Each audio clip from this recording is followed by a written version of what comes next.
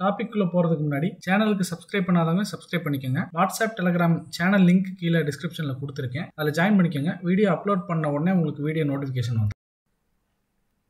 Web technologies unit 2ல் ஜாவாஸ்கிரிப்டோட introduction, அப்புறம் ஜாவாஸ்கிரிப்டில் document object model DOM model என்னன்னு பார்க்க போகிறோம். ஃபஸ்ட்டு ஜாவாஸ்கிரிப்ட் அப்படிங்கிறது வந்து ஒரு ரொம்ப லைட் வெயிட்டட் ஸ்கிரிப்டிங் லாங்குவேஜ். இது ரன் ஆகிறதுக்கு அதிகபட்சம் இல்லை குறைஞ்சபட்சம் ஒரு ப்ரௌசர் இருந்தால் போதும். அந்த ப்ரௌசர்லேயே வந்து ரன் டைம் இருக்குது, அது ரன் பண்ணிட முடியும். இந்த ஜாவாஸ்கிரிப்ட் எதுக்கு ஃபஸ்ட்டு வந்துச்சுன்னு நான் சொல்கிறேன் பாருங்கள். இப்போ கீழே மேலே ஜாவாஸ்கிரிப்ட் கண்டென்ட் போட்டு கீழே வந்து சம்மந்தமே இல்லாமல் email ID please enter valid email address இருக்குது பார்த்தீங்களா. இந்த இமேஜுக்கும் ஜாவாஸ்கிரிப்ட்டுக்கும் சம்மந்தம் இருக்குது. என்னென்னா, இப்போ இந்த ஜாவாஸ்கிரிப்ட்டுக்கு முன்னாடி ஒரு சைனப் ஃபார்ம் இருக்குதுன்னு வச்சுங்க. ஜாவாஸ்கிரிப்ட்லாம் வரதுக்கு முன்னாடி ஒரு சைனப் ஃபார்ம் இருக்குது.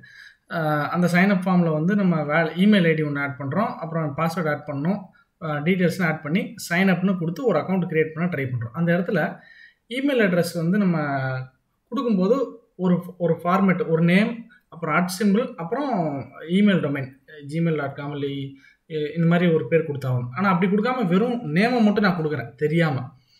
கொடுத்ததுக்கப்புறம் சைனப் கொடுத்தோன்னே இந்த ரெக்வஸ்ட் வந்து சர்வருக்கு போகும். சர்வர் அங்கே போய் என்ன பண்ணும், செக் பண்ணி பார்க்கும்போது இந்த மாதிரி ஒரு இமெயில் ஐடி இல்லை, இந்த இமெயில் ஐடி வச்சு, அதாவது இந்த மாதிரி ஒரு ஃபார்மேட்டில் இமெயில் ஐடி நம்ம கொடுக்க முடியாதுன்னு ரெஸ்பான்ஸ் கொடுக்கும். இப்போ இந்த மாதிரி விஷயம் வந்து பார்த்திங்கன்னா ஒரு சர்வர் சைக்கிளை கிட்டத்தட்ட வேஸ்ட் பண்ணிடுச்சு. அப்போ பல ஆயிரம் யூசர் இதே மாதிரி பண்ணாங்கன்னா சர்வர் என்ன ஆகுதுன்னு யோசிச்சு பாருங்கள். அப்போ இந்த மாதிரி ஒரு சினாரியோவுக்கு என்ன பண்ணாங்கன்னா, ஒரு லைட் வெயிட்டட் சின்ன ப்ரோக்ராமிங் டூல், அந்த டூல் வந்து என்ன பண்ணுன்னா, இந்த மாதிரி சின்ன சின்ன வேலிடேஷன், இந்த மாதிரி சின்ன சின்ன விஷயத்தெல்லாம் செக் பண்ணி, அதாவது ஃபார்மை சப்மிட் பண்ணுறதுக்கு முன்னாடி எல்லாத்தையும் செக் பண்ணுறோம்ல, அந்த மாதிரி எல்லாத்தையும் செக் பண்ணிவிட்டு எல்லாம் கரெக்டான ஃபார்மேட்டில் இருக்கான்னு பார்க்கும். கரெக்டாக இருக்கான்னு பார்க்காது. ஏன்னா இமெயில் ஃபார்மேட் கொடுக்கலாம், அந்த வேல்யூ கரெக்டானு இதுக்கு தெரியாது. ஃபார்மேட் கரெக்டானு செக் பண்ணும். இப்போ நம்பர்னு ஒரு டெக்ஸ்ட் காலம் இருக்கும், ஏஜ்னு ஒரு டெக்ஸ்ட் பாக்ஸ் இருக்கும், அதில் போய் நம்ம ஏபிசிடின்னு அடிக்க முடியாது. இந்த மாதிரி வேலிடேஷன்லாம் வச்சு சென்ட் பண்ணால் மேக்ஸிமம் யூசர் வந்து தப்பான இன்புட் தெரியாமல் அடிச்சிருந்தா கூட அது வந்து சர்வருக்கே போகாது, அந்த இடத்துல சர்வர் சைக்கிள் மிச்சமாகும். இந்த ப்ராசஸை பண்ணுறதுக்கு தான் ஜாவாஸ்கிரிப்ட் யூஸ் ஆச்சு. ஃபஸ்ட்டு ஜாவாஸ்கிரிப்ட் க்ரியேட் பண்ணது இந்த ப்ராசஸ்க்கு தான். ரொம்ப லைட் வெயிட்டட். ஓகே, அப்போ அது வந்து சர்வரில் இருக்காதான்னா இனிஷியல் டேஸில் அது சர்வரில் எல்லாம் இருக்காது. அது எங்கே இருக்கும், ப்ரௌசரில் தான் இருக்கும். HTML பேஜ் எழுதும் போதே அங்கேயே அந்த HTML பேஜுக்குள்ளேயே ஜாவாஸ்கிரிப்ட் கோடு எழுதிடுவோம். இப்போ நம்ம தான் ஒரு ஃபார்ம் டிசைன் பண்ணுறோன்னா அந்த ஃபார்மில் நம்மளே ஜாவாஸ்கிரிப்ட் கோடு எழுதி அந்த ஜாவாஸ்கிரிப்ட் அந்த ஃபார்மில் வந்து என்னென்ன வேலிடேஷன்லாம் வேணும் நம்ம எழுதிடுவோம். எழுதிட்டு நம்ம HTML பேஜை வந்து சர்வரில் போட்டுருவோம். இப்போ ப்ரௌசர் மூலிமா அந்த HTML பேஜ் ஆக்சஸ் பண்ணும்போது என்ன ஆகும், அந்த HTML பேஜ் வித் ஜாவாஸ்கிரிப்ட் ப்ரௌசருக்கு வந்துடும், லோக்கல் கேட்ச் மெமரிக்கு. ரன் ஆகும்போது அந்த ஜாவாஸ்கிரிப்ட் கோடு ப்ரௌசர்லேயே ரன் ஆயிரும், சர்வர்கிட்டே போகாது. அப்போ நம்ம ஃபார்ம் ஃபில் பண்ணி சப்மிட் பண்ணும்போது இங்கேயே வேலிடேஷன் முடிச்சிடும். வேல்யூ கரெக்டாக போடல அப்படின்னா, ஃபார் எக்ஸாம்பிள் இந்த மாதிரி ஒரு வேலிட் இமெயில் அட்ரஸ் போடுங்கன்னு சொல்லி நமக்கு இன்ஃபார்ம் பண்ணிடும். நம்ம எல்லாம் கரெக்ட் பண்ணி சென்ட் பண்ணதுக்கப்புறம் ப்ராப்பர் டேட்டாவோட சர்வருக்கு போவோம். இந்த இடத்துல வந்து சர்வர் சைக்கிள் சேவ் ஆகுது. இதுக்கு பேர் கிளைண்ட் சைடு வேலிடேஷன் சொல்லுவாங்க. இதுக்கு தான் முக்கியமாக ஃபஸ்ட்டு ஜாவாஸ்கிரிப்ட் கிரியேட் ஆச்சு. பட் இப்போ வந்து பார்த்திங்கன்னா இந்த ஜாவாஸ்கிரிப்டை வச்சு server side, client side, middle வேருமே ப்ரோக்ராமிங் எழுத ஆரம்பிச்சிட்டாங்க. அது ஃபுல் ஸ்டாக் டெவலப்மெண்ட்னு சொல்கிறாங்க. அதில் வந்து ரியாக்ட், நோடு எல்லாமே ஜாவாஸ்கிரிப்டில் வந்துருச்சு. அதெல்லாம் இப்போ latest version of JavaScript. But இனிஷியலாக ஜாவாஸ்கிரிப்ட் கிளைண்ட் சைடு வேலிடேஷனுக்கு தான் வந்துச்சு. ஸோ இந்த யூனிட்டும் பார்த்தீங்கன்னா கிளைண்ட் சைடு ப்ரோக்ராமிங் தான்.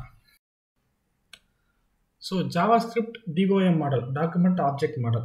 ஸோ இந்த டாக்குமெண்ட் ஆப்ஜெக்ட் மாடல்லாம் என்ன சொல்லியிருக்காங்கன்னா, it's a programming interface allows scripts like JavaScript to interact with the HTML structure. அதாவது இந்த ஜாவாஸ்கிரிப்ட் மாதிரி ஸ்கிரிப்டிங் லாங்குவேஜஸ்க்கு வந்து HTMLக்குள்ளே இருக்க டேக்ஸு, அதுக்குள்ளே இருக்க வேல்யூஸ் ஆக்சஸ் பண்ணுறதுக்கு இது ஒரு ப்ரோக்ராமிங் இன்டர்ஃபேஸாக ஆக்ட் ஆகுது அப்படின்னு சொல்லியிருக்காங்க. இது டெஃபினிஷன். இப்போ ஆக்சுவலாக என்ன ஸ்டோரின்னு பார்த்தீங்கன்னா, இப்போ வந்து ஒரு வெப்பேஜ் இருக்குது சர்வரில், நம்ம வந்து ப்ரௌசர்லேருந்து கிளைண்ட்லேருந்து அந்த URL ஆக்சஸ் பண்ணுறோம். ஸோ அது போய் அந்த HTML பேஜை எடுத்துகிட்டு வந்து நம்ம ப்ரௌசரில் காட்டுது. இப்போ இந்த ப்ரௌசர் இன்ஜின்ஸ் என்ன பண்ணுதுன்னா, அந்த HTML கொண்டாந்து காட்டுறது மட்டும் இல்லாமல் அந்த HTML பேஜை வந்து ஒரு டாக்குமெண்ட் ஆப்ஜெக்ட் மாடல் ட்ரீயாக கன்சிடர் பண்ணி அந்த ட்ரீ ஹைரார்க்கிக்கு ஒவ்வொரு எலமெண்ட்டையும் மேப் பண்ணும்.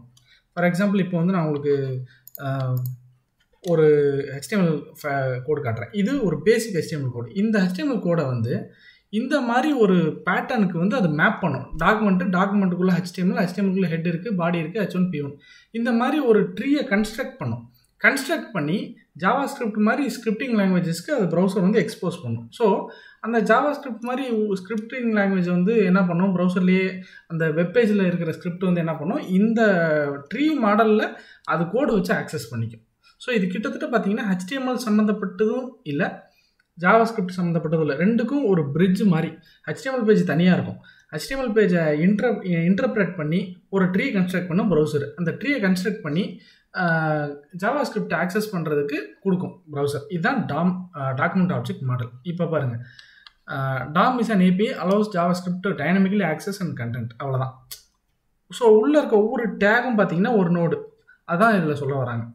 ஸோ இந்த HTML பேஜ் அது இந்த ட்ரீ மாடலில் இருக்கும், நம்ம வந்து அதை ஆக்சஸ் பண்ணிக்கலாம். எப்படி ஆக்சஸ் பண்ணுறோன்னு பாருங்கள். கீழே இது வந்து ஜாவா ஸ்கிரிப்டில் நம்ம எழுதுகிற கோடு, document.getElementById, அதுக்குள்ளே டைட்டில்னு கொடுத்துருக்கேன். அப்போ இது எந்த டைட்டில்னு பார்த்தீங்கன்னா இந்த ஐடி, இந்த ஐடியில் டைட்டில் கொண்ட டேக் எதுவோ அந்த டேக்கை வந்து அது எடுத்து கொடுக்கும்.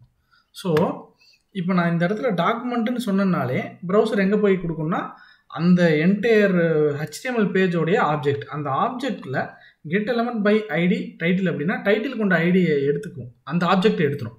அந்த ஆப்ஜெக்டில் டெக்ஸ்ட் கண்டென்ட்டு நான் கொடுத்து ஈக்குவல் டு ஒரு வேல்யூ கொடுத்தேன்னா அதில் ஆல்ரெடி என்ன வேல்யூ இருக்கோ அதை அழிச்சிட்டு இதை போட்டுரும். ஸோ இது வந்து ரன் டைமில் டைனமிக்கலாக HTML கண்டென்ட்டை ஆக்சஸ் பண்ணக்கூடிய DOM எக்ஸாம்பிள் இது. ஸோ இந்த ஸ்கிரிப்ட் வந்து ஜாவா ஸ்கிரிப்டில் இருக்கும். ஸோ ப்ரௌசர் அந்த டாக்குமெண்ட் ஆப்ஜெக்ட் மாடலை எக்ஸ்போஸ் பண்ணுறதுனால தான் நம்ம இங்கே document.getElementByIdன்னு கொடுத்தா நமக்கு அந்த வேல்யூ வரும். அதை எக்ஸ்போஸ் பண்ணல, அந்த டாம்ங்கிறது இல்லை அப்படின்னா நம்ம HTML-குள்ளே இருக்க டேக்கை ரன் டைமாக ஆக்சஸ் பண்ண முடியாது. ஸோ இந்த document.getElementById மாதிரி getElementByClass இருக்குது, getElementByAttributes இருக்குன்னு நிறைய மெத்தட்ஸ் இருக்குது. DOM படிச்சோம்னா அது ஒரு பெரிய டாபிக். query செலக்டரு, டெக்ஸ்ட்டை அப்டேட் பண்ணலாம், டெக்ஸ்ட்டை ரீட் பண்ணலாம், டேபிள் கலர் மாற்றலாம், செல் கலர் மாற்றலாம், ஃபாண்ட்டு கலர் மாற்றலாம், ஃபாண்ட் சைஸ் மாற்றலாம். இது எல்லாமே பண்ண முடியும் நம்மளால் இந்த DOM மாடல்னால். புதுசாக இது பாருங்கள், அப் அண்ட் சைல்டு, புதுசாக வந்து ஒரு டேக் ஆட் பண்ணலாம், சைல்டு டேக் ஆட் பண்ணலாம். ஸோ இது எல்லாமே DOMனால தான் சாத்தியமாச்சு. ரைட். இப்போ அடுத்து இதில் அட்வான்டேஜ் என்னென்னா டைனமிக்கலாக HTML கண்டென்ட்டை சேஞ்ச் பண்ண முடியும் யூஸர் பார்த்துட்டு இருக்க. ஸோ ஃபார் எக்ஸாம்பிள் யூஸர் ஒரு வேல்யூ மாற்றுறாங்க, இல்லை கலர் சேஞ்ச் பண்ணுறாங்கன்னா அந்த கலர் வந்து ரியல் டைமாக ஒரு இடத்துல சேஞ்ச் பண்ண முடியும். அப்படின்னா யூஸர் வந்து பட்டன் கிளிக் பண்ணோன்னா எனக்கு பேக்ரவுண்ட் கலர் மாறணும்னா அந்த இடத்துல நம்ம இதே மாதிரி ஸ்கிரிப்ட் யூஸ் பண்ணி அதை சேஞ்ச் பண்ணலாம். இந்த மாதிரி இது வந்து சிம்பிள் எக்ஸாம்பிள். இந்த மாதிரி நிறையா எக்ஸாம்பிள்ஸ் இருக்குது, ரியல் டைம் எக்ஸாம்பிள். இதில் என்ன டிஸ்அட்வான்டேஜ்னு பார்த்தீங்கன்னா, ஒரு ரொம்ப காம்ப்ளெக்ஸான ஒரு வெப்சைட் சைல்டுக்குள்ளே அப்படியே ஒரு என்ன சொல்கிறது, நெஸ்டட் டேக்ஸாக உள்ளே இருந்துச்சு, ரொம்ப லாங்காகவும் காம்ப்ளெக்ஸாகவும் இருக்குது அப்படின்னா அந்த வெப்பேஜுக்கு DOM ட்ரீ க்ரியேட் பண்ணுறது கொஞ்சம் கஷ்டமான விஷயம். அது வந்து நடந்துடும், பட் ஸ்லோவாக இருக்கும், அந்த பர்ஃபார்மன்ஸ் அவ்வளோ இருக்காது. அதேமாதிரி ரொம்ப ஓல்டன் ப்ரௌசர்லாம் வந்து இதை கொஞ்சம் சப்போர்ட் பண்ணாது. இதெல்லாம் தான் இதோட டிஸ்அட்வான்டேஜ். ஸோ இது நம்ம சொன்னோம், HTML பேஜுக்குள்ளே இருக்க டேகை வந்து நம்ம ரீட் பண்ணுறோம், இல்லை HTML பேஜுக்குள்ளே இருக்க டேக்கில் இருக்க அட்ரிபியூட் மாற்றுறோம், இதெல்லாம் பண்ணுறதுக்கு இந்த DOM யூஸ் ஆகுதுன்னு சொல்கிறோம். இது ரியல் டைமாக எங்கே யூஸ் ஆகுதுன்னு பார்த்தீங்கன்னா, நம்ம ஃபஸ்ட்டு பார்த்தோம்ல கிளைண்ட் சைடு வேலிடேஷன். அந்த கிளைண்ட் சைடு வேலிடேஷனை எப்படி பண்ண முடியும்? யூஸர் வந்து சப்மிட் பட்டன் கிளிக் பண்ண உடனே நம்ம வந்து என்ன பண்ணுறோம், ஒரு ஜாவா ஸ்கிரிப்ட் ஃபங்க்ஷன் எழுதியிருப்போம் ஒரு எக்ஸாம்பிளுக்கு. அது கிளிக் பண்ண உடனே ஜாவா ஸ்கிரிப்ட் ஃபங்க்ஷன் ட்ரிகர் ஆகும். அந்த ஃபங்க்ஷனுக்குள்ளே என்ன எழுதியிருப்போம், என்னென்ன டெக்ஸ்ட் பாக்ஸ் வச்சுருக்கோமோ அந்த டெக்ஸ்ட் பாக்ஸில் எல்லாம் என்னென்ன வேல்யூ இருக்கணுமோ அது இருக்கா, என்ன ஃபார்மேட்டில் இருக்கணுமோ அது இருக்கான்னு பார்த்துட்டு, இல்லைன்னா அலர்ட் மெசேஜ் கொடுப்போம். அந்த ஃபார்மேட்டில் இல்லை இதை செக் பண்ணுங்கள், enter valid email ID, enter valid address, இந்த மாதிரி enter valid pincode, enter valid number, அந்த மாதிரி ஒரு மெசேஜ் யூஸர் கொடுத்துருவோம், சர்வருக்கு டேட்டா அனுப்ப மாட்டோம். இந்த ப்ராசஸ்க்கே முக்கியமாக ஜாவா ஸ்கிரிப்ட் தான் யூஸ் ஆகுது, அதாவது டாக்குமெண்ட் ஆப்ஜெக்ட் மாடல் தான் யூஸ் ஆகுது. இந்த டாப்பிக்கோடைய நோட்ஸை எங்கள் வெப்சைட்லேயும் ஆட் பண்ணியிருக்கோம். வெப்சைட் நேம் cscitexampreparation.in, அதில் போய் பாருங்கள். அதே மாதிரி programming, web app development, mobile app development இதெல்லாம் லேர்ன் பண்ணணும்னா எங்களுக்கு யூடியூப்பில் இன்னொரு சேனல் இருக்குது, அந்த channel name the developer tools. அதில் 250க்கும் மேற்பட்ட ப்ரோக்ராமிங், மொபைல் ஆப் டெவலப்மெண்ட் சம்மந்தப்பட்ட வீடியோஸ் இருக்குது, நீங்கள் போய் பாருங்கள், கண்டிப்பாக உங்களுக்கு யூஸ்ஃபுல்லாக இருக்கும். சேனல் லிங்க்கு கீழே டிஸ்கிரிப்ஷனில் கொடுத்துருக்கேன்.